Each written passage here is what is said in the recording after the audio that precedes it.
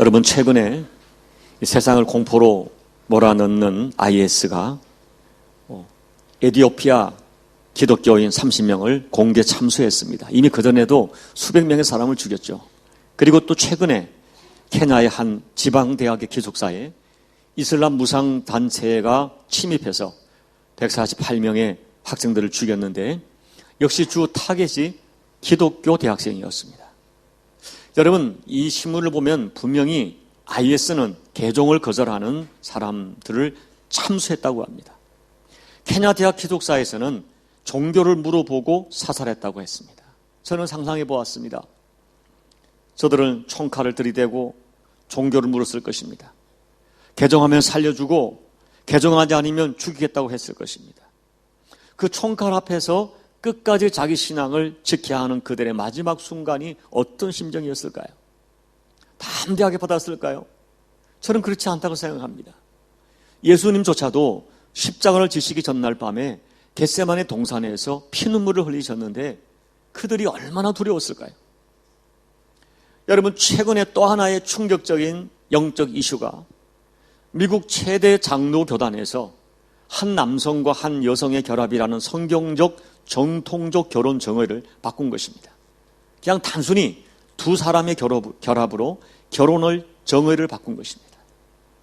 이것은 단순히 동성 결혼을 묵인한다는 수준을 뛰어넘어서 성경에 명시된 결혼의 개념을 정면으로 거부했다는 점에서, 그것도 미국 최대의 장로교단에서 했다는 사실 때문에 단지 미국 교계뿐 아니라 미국 사회 전체에 충격을 주고 있는 것입니다.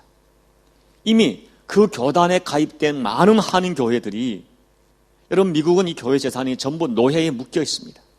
그래서 재산상의 불이익을 감수하고 재산을 포기하면서까지 미국 장로교단을 탈퇴하고 있습니다. 그런데 이 문제는 여기서 끝나지 않고 더욱 발전해서 심지어 이제는 성경을 바꾸자 하는 사람들이 등장하고 있는 것입니다. 사랑하는 여러분, 왜 이런 일이 벌어질까요? 한편에서는 목숨을 위협받는 긴장 속에서 신앙생활을 하고 있고, 한편에서는 성경이 분명히 반대하고 정죄하는 동성애를 인권의 문제로 둔갑하여 보호하는 기가 막힌 일이 벌어지고 있을까요? 여러분, 또 하나 최근에 저를 슬프게 하는 사건이 하나 있었습니다. 최근에 조국에서 한 기업의 회장이 자살을 했습니다. 여러분, 우리 국민들은 이미 우리나라 정치와 기업의 불법적인 돈이 불가분의 관계라는 것을 알기 때문에 분노할 기력조차 없어 보입니다. 그런데 목사인 제가 슬픈 것은 이것입니다.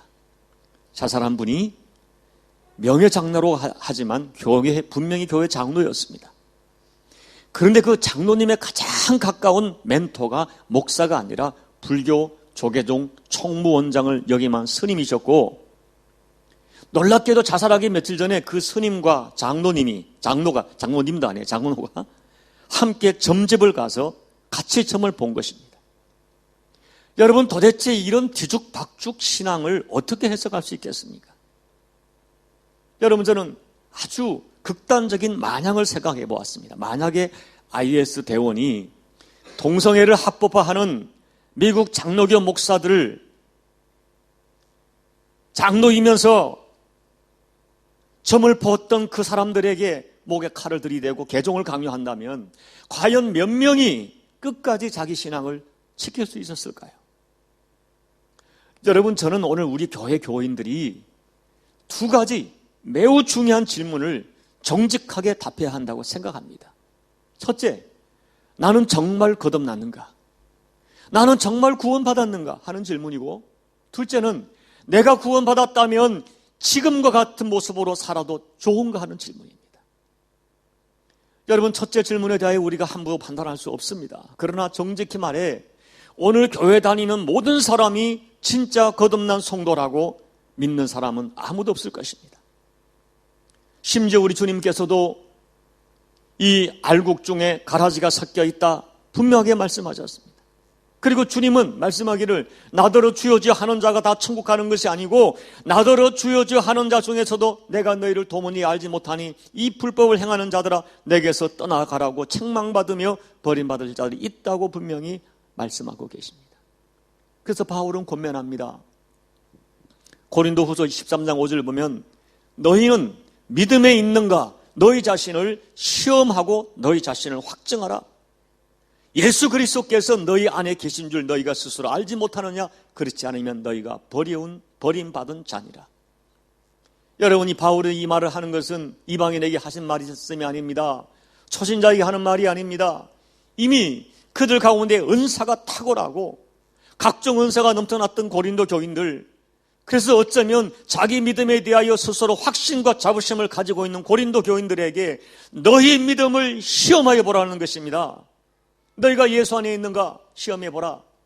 그렇지 않으면 너희가 버리운 자라고 말합니다. 이 말씀은 사실 무서운 말씀입니다. 내가 지금 방언을 하고 예언을 하고 은사를 가지고 있는 사람 중에 버리운 자가 있다는 말씀입니다.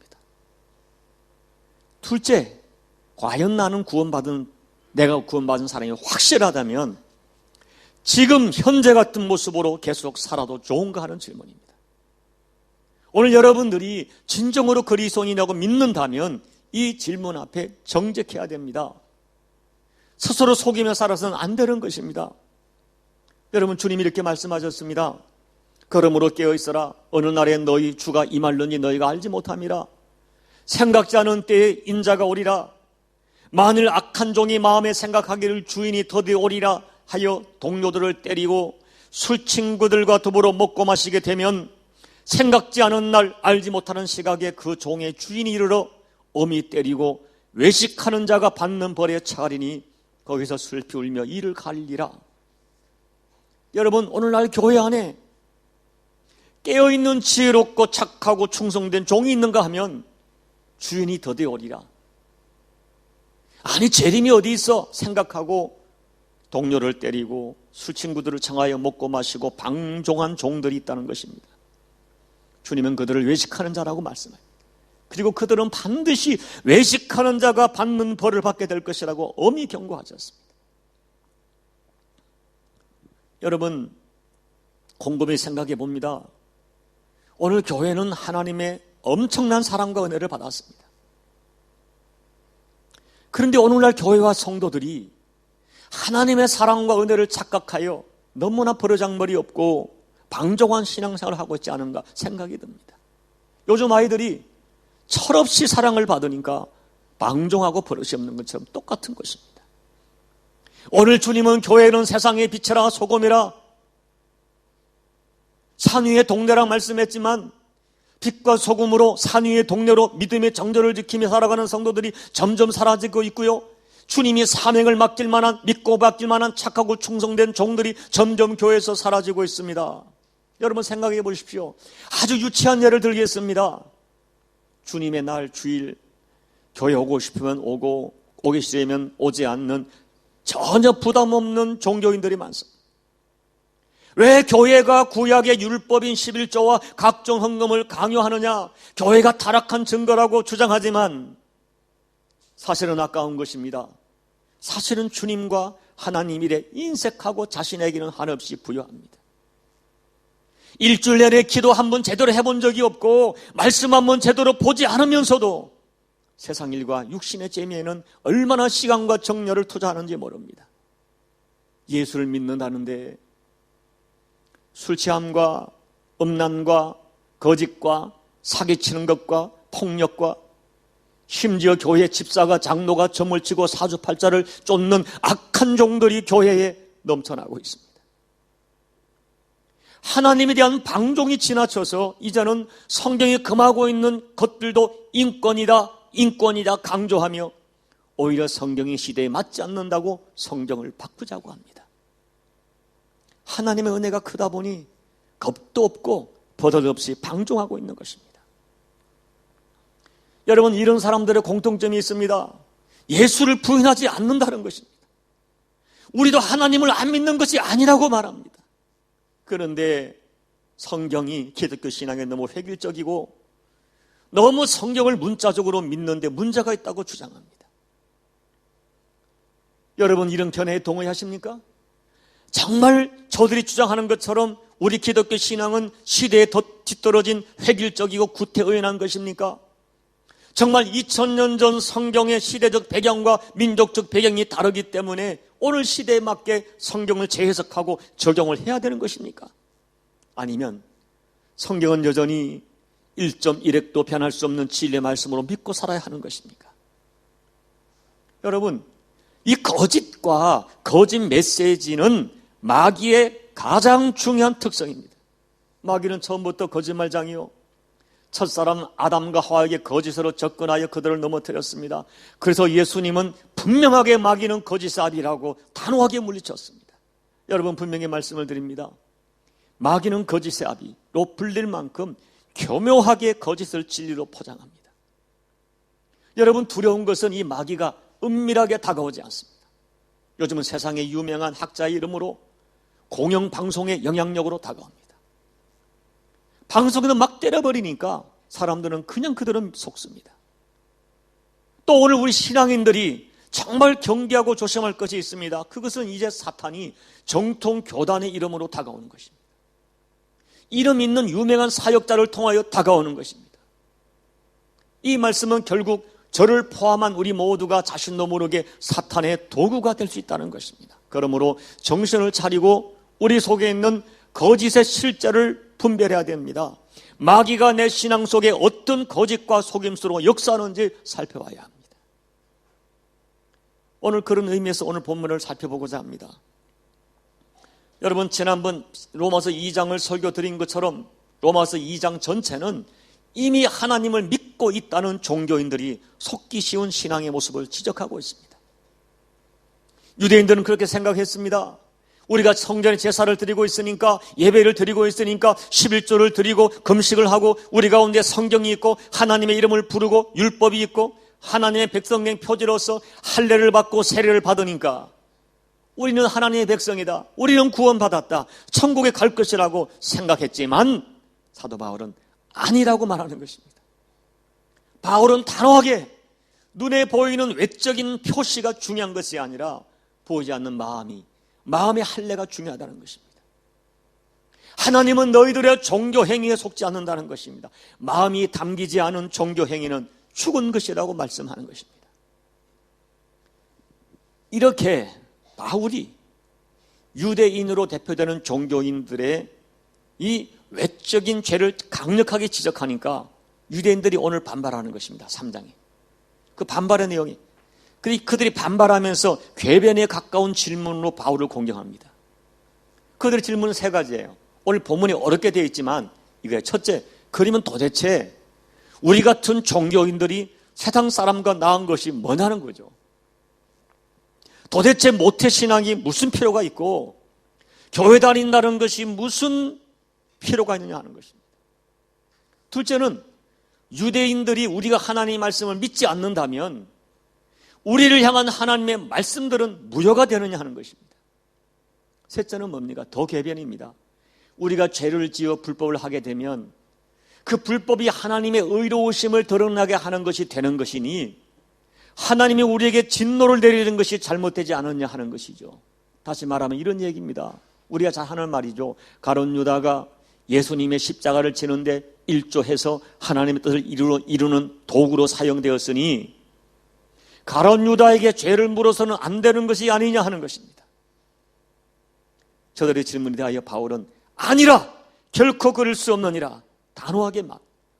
저는 오늘 이 유대인들의 질문과 바울의 대답을 가지고 오늘 우리의 현재 신앙을 진단하면서 우리가 우리의 신앙에서 놓쳐서는 안 될 중요한 핵심 몇 가지를 붙들기를 소원합니다. 첫째, 본문이 말하는 것은 우리 신앙의 형식도 매우 중요하다는 것을 이야기하고 있습니다. 여러분, 오늘 바울이 유대인들을 지적하는 것은 육신의 할례를 집착하고 육신의 것만으로 하나님께 접근하는 것을 정죄하는 것이지 할례 자체를 정죄하는 것이 아닙니다. 여러분, 오늘 2절을 보면 1절에서 유대인들이 도대체 유대인들의 나음이 무엇이냐, 할례의 유익이 무엇이냐, 쉽게 말하면 신앙인들의 유익이 뭐고 세례를 받고 예배를 드리고 이 유익이 뭐다라고 묻는 거죠. 이것에 대해 바울은 2절에서 범사에 많다고 말합니다. 유익이 많다는 것입니다. 마음의 할례가 필요하지만 육신의 할례가 필요 없다는 것이 아닙니다. 오늘로 말하면 성전, 율법, 제사, 하나님의 택하심, 이 모든 것들이 얼마나 유익한지 모르다는 것입니다. 여러분 꼭 기억해야 됩니다. 참된 신앙이란 것이 형식을 무조건 타파하는 것이 아닙니다. 형식이 뭡니까? 이 형식, 이 물이라는 것을 담는 그릇과 같습니다. 그릇이 있어야 내용을 담는 것입니다. 여러분 잘 들으셔야 돼요. 형식과 형식주의는 다릅니다. 율법과 율법주의가 다릅니다. 우리가 권위라는 것과 권위주의가 다릅니다. 형식주의는 버려야 되지만 형식은 필요합니다. 제도가 필요합니다. 교회에. 우리가 교회의 권위주의는 버려야 되지만 권위는 세워드려야 됩니다. 율법주의는 버려야 되지만 주님은 율법이 필요하다고 말씀하셨습니다. 오히려 우리의 신앙의 내용을 우리의 외적인 형식과 제도를 통하여 검증받아야 됩니다. 여러분 교회는 주님의 몸된 전이라고 했습니다. 교회는 신앙을 담는 소중한 그릇입니다. 그 그릇이 없으면 신앙이라는 내용을 담을 수가 없습니다. 그렇기 때문에 외적인 교회 생활을 거부하고 제도를 거부하는 사람, 여러분 결단코 아름다운 신앙을 가진 사람을 저는 본 적이 없습니다. 여러분 가끔 신앙을 나름대로 신앙이 있다는 분 중에 부담 없이 교회 신앙생활을 하는 분들이 있습니다. 심지어 교회를 등록하지 않습니다. 뭐 그게 중요하냐고. 세례를 받지 않습니다. 뭐 중요하냐고. 교회 직분 골치 아프다고 맞지 않으려는 분들이 있습니다. 이런 사람은 이렇게 말합니다. 뭐 교회 굳이 등록을 해. 예수님과 나와의 관계가 소중하지. 교회 깊이 들어가면 골치 아파. 차라리 교회 직분 받지 않는 게 좋아. 나는 자유로운 영혼이야. 이론적으로 맞는 것 같지만은 속이는 것입니다. 자기를 속이는 거예요. 여러분 이것은 결혼하지 않고 동거만 하자는 것입니다. 그리고 결혼했지만 아이 낳지 말자, 양육하지도 말자, 매우 이기적인 사람의 변명에 불과한 것입니다. 여러분 오늘 교회 안에 정말 잘못된 믿음이 뭔지 아십니까? 부담 없이 예수 믿자는 것입니다. 부담 없이 믿음 생활을 하자는 것입니다. 이것은 율법주의보다 나쁩니다. 여러분 주님은 형식을 부정하지 않으셨습니다. 우리는 형식과 제도를 부정하지 말아야 됩니다. 여러분 우리가 보면 이 형식과 제도가 나의 자유를 구속하는 것 같지만 그렇지 않습니다. 오히려 나를 형식과 제도 속에 두는 것이 더 깊은 차원의 영성과 영적 자유와 축복을 경험하는 통로가 되는 것입니다. 여러분 예수님은 이런 말씀하셨습니다. 묵수가고 무거운 짐진 자들아 다 내게로 오라. 그리고 나의 멍에를 메고 내게 배우라고 말합니다. 멍에를 메는 것이 오히려 힘을 얻게 된다는 것입니다. 십자가를 지는 것이 신앙이고 멍에를 맬 때 진짜 사는 길이 열린다는 것입니다. 오히려 십자가를 지지 않으면 삶의 멍에가 무거워집니다. 십자가를 지면 삶의 멍에가 가벼워집니다. 우리가 정말 교회 생활 속에 두려워하는 것이 두려워해야 할 것이 뭔지 아십니까? 내용이 없는 형식주의지 형식주의 자체가 아닙니다. 그런데 여러분 저는 오늘 여러분과 함께 더 정직하고 진짜 정직하고 한 질문을 드리고 싶어요. 여러분 오늘 우리 신앙의 진짜 문제가 뭡니까? 한번 생각해 보세요. 정직히 말해서 내용도 없고 형식도 없는 것입니다. 결국 형식도 없고 내용도 너무 빈약한 것이 우리 문제 아닙니까? 심지어 내가 내용이 없으니까 형식을 자꾸 부정하는 것입니다. 내가 내용이 없으니까. 내가 나를 알거든요. 그러니까 형식까지 제도까지 자꾸 부정하는 것입니다. 우리 하나님 앞에 정직해야 됩니다. 둘째, 오늘 바울은 우리 믿는 자들이 이 시대의 말씀을 맡은 사명자로 살아야 한다고 말합니다. 2절에 보면 우리가 믿는 자들이 범사에 유익이 많은데 우선은 그들이 하나님의 말씀을 맡았습니다. 옛날 성경은 첫째는 하나님의 말씀을 맡았습니다. 사도 바울은 할례 유익이 많고 종교인의 유익이 많은데 그 중에 첫째가 뭐예요? 말씀을 맡았습니다. 유대인들 오늘 우리 신앙인들 가장 큰 유익과 축복이 뭐예요? 하나님 말씀을 맡은 것이라는 것입니다. 여기 말씀을 맡았다는 것은 여러분 요한복음 17장에도 나와 있는데요. 예수님 이런 말씀했어요. 예수님이 요한복음 17장에서 하늘에 오르기 전에 남겨질 제자들을 위하여 기도하시면서 이런 말씀을 했어요. 성도를 정의하기를, 성도가 누구냐? 내게 주어진 아버지의 말씀을, 내가 준 말씀을 받은 자들, 그리고 그 말씀을 지키는 자들, 그리고 결국 그 말씀 때문에 세상으로부터 미움을 받을 자들이라고 정의하셨습니다. 여러분, 말씀을 맡았다는 것은 두 가지 의미가 있습니다. 첫째, 그 말씀으로 인생을 살아가는 사람이란 뜻입니다. 내가 너희에게 말씀을 맡겼으니 그 말씀 가지고 살아봐라. 그 말씀의 탤런트를 가지고 인생을 장사해보라는 것입니다. 땅에 묻어두지 말고 그 말씀으로 가지고 인생을 살아보라는 것입니다. 둘째, 그 말씀을 보존하고 이웃에게 나누고 베풀라는 것입니다. 이 말씀이 진리고 생명이기 때문에 이 말씀을 세상 끝날까지 보존하고 너희 자녀에게 말씀을 생명처럼 가르치고 너희 이웃에게 말씀을 전하여 그들을 살리라는 것입니다. 그런데 유대인의 문제가 뭐예요? 말씀을 덮어둔 것입니다. 땅에 묻어둔 것입니다. 말씀으로 살지 않고 종교로 사는 것입니다. 말씀을 이웃과 나누지 않습니다. 말씀의 귀한 축복을 받았지만 그 가치를 알지 못했습니다. 이것이 유대인의 종교인들의 비극입니다. 여러분, 제가 30년 전 신학을 다닐 때 우리에게는요, 이 성경 주석 66권의 주석을 전질로 60권 막 이렇게 전질로 사는 것이 유행이었습니다. 밥은 못 먹어도 책은 샀습니다. 죽도록 고생을 했어요. 월부로 사가지고. 그런데 여러분, 그때는 이 생각이, 신학이, 지식이 없으니까 이 저자가 어떤 사람인지 어떤 신학인지 알지도 못하고 추천해주면 책장사가 팔면 막 달콤한 말이 현혹돼서 무조건 책을 샀어요. 놀랍게도 20년 동안 보지 않은 책도 있습니다. 책꽂이에 꽂아놓으면 내가 신학적으로 유식하고 성경이 주석되는 것처럼 마음이 뿌듯한 거예요. 다 거짓말입니다. 아마 여러분 그런 경험이 있을 거예요. 공부 못하는 학생들이 참고서를 책꽂이에 꽂아놓고 읽지 않습니다. 영문 종합영어 꽂아놓고 읽지 않습니다. 영어 참고서를 책꽂이에 꽂아놓는다고 공부가 잘 됩니까? 영어가 잘 되는 것입니까? 거짓말입니다. 그럴 수 없습니다. 그런데 여러분, 그럴 수 없는 일이 교회 안에 얼마나 일어나고 있습니까?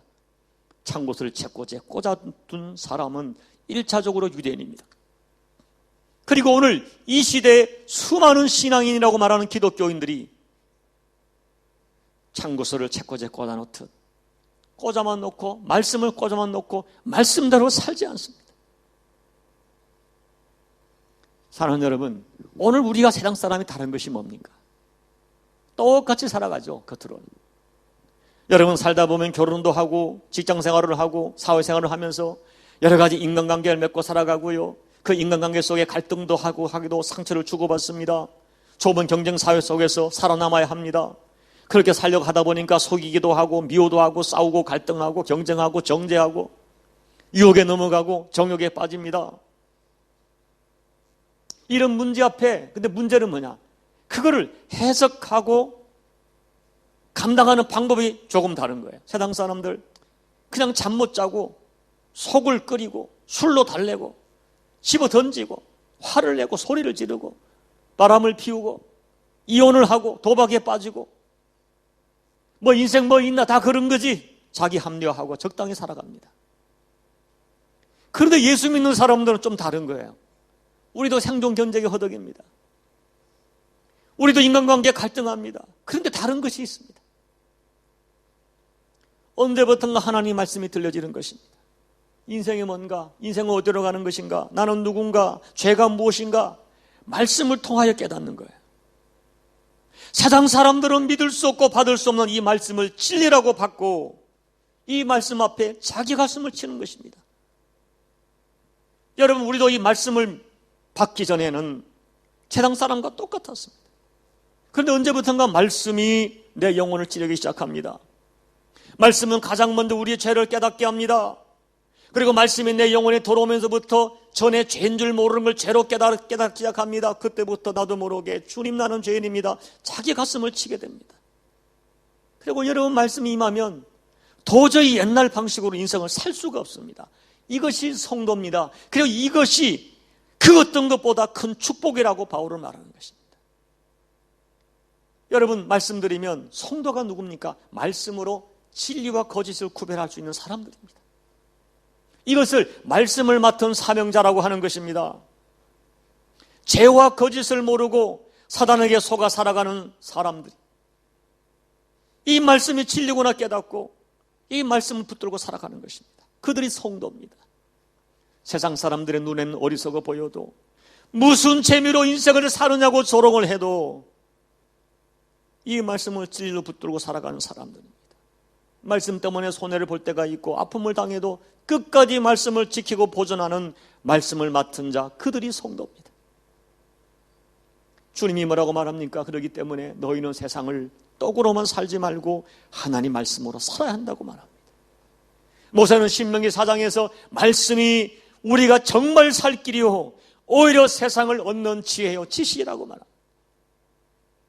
그리고 그러기에 우리는 이 말씀을 내게 주어진 최고의 축복으로 믿고 말씀을 붙들고 살아가야 됩니다. 언제까지 책꽂이 신앙으로 말씀을 꽂아놓고 있던 내가 이제는 말씀을 끄집어내서 내 삶의 현장에 적용하며 살아가야 됩니다. 더 이상 스스로 속이지 말아야 됩니다. 오직 말씀으로 죄와 세상을 이기는 진짜 신앙인이 되어야 됩니다.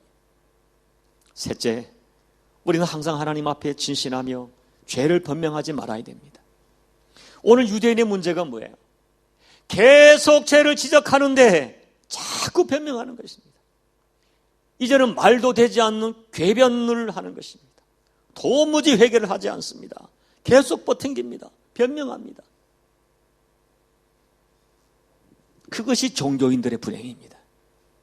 여러분, 죄를 짓는 사람들의 특징이 있어요. 처음에는 죄 때문에 두렵습니다. 그러나 점점 둘째는 죄를 지어도 마음이 완고해져서 회개하지 않습니다. 셋째, 죄를 정당화하고 변호하고 자기를 합리화합니다.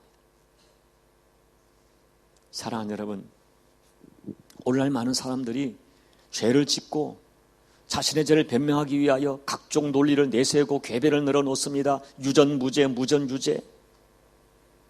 그러나 어떤 경우도 죄는 정당화될 수 없습니다. 오늘 바울은 그럴 수 없느니라 분명하게 단호하게 선언합니다.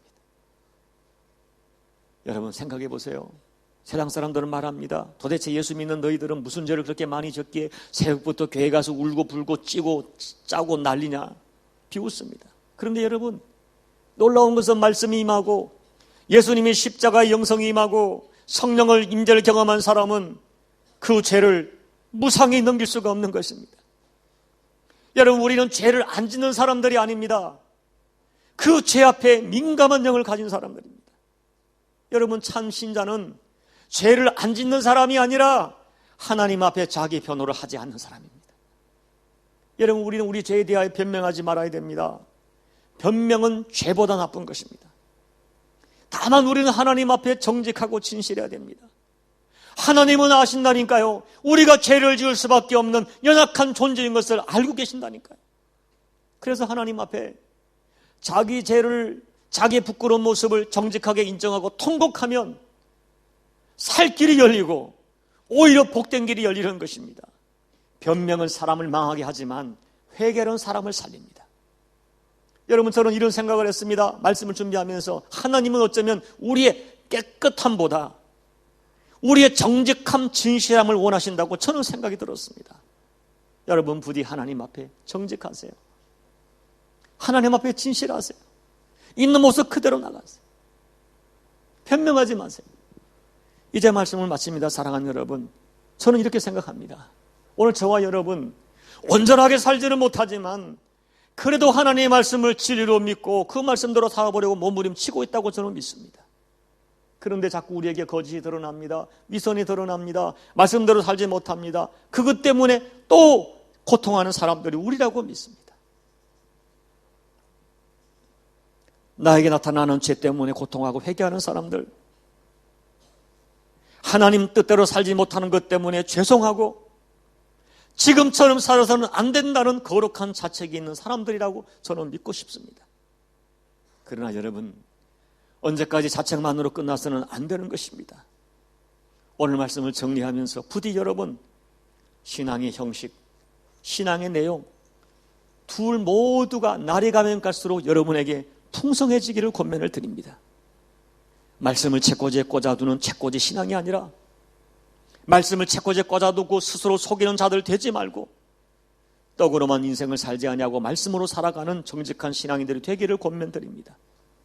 여러분들이 깨끗한 신앙인이 되면은 말할 것도 없겠지만 깨끗함보다는 하나님 앞에 정직한 영성을 가진 여러분들이 꼭 되셔서 오늘 이 시대에 하나님이 기뻐하는 영성의 사람으로 꼭 살아가시기를 예수님 이름으로 축복합니다. 기도드리겠습니다.